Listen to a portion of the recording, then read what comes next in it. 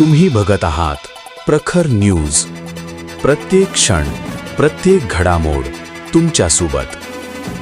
कांदा विक्रीनंतर परतीचा प्रवास ठरला अखेरचा. ट्रॅक्टर दरीत कोसळून युवकाचा मृत्यू.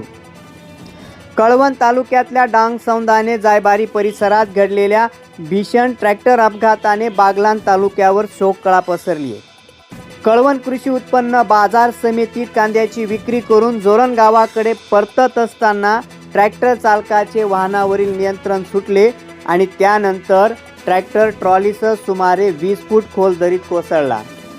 या भीषण अपघातात जोरण तालुका बागलाण येथील 25 वर्षीय युवक कुणाल सुभाष सावकार याचा जागीच दुर्दैवी मृत्यू झाला.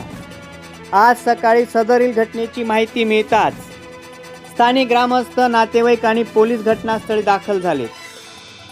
JCPच्या साहाय्याने अपघातग्रस्त ट्रॅक्टर दरीतून बाहेर काढण्याचे काम सुरू झाले आहे.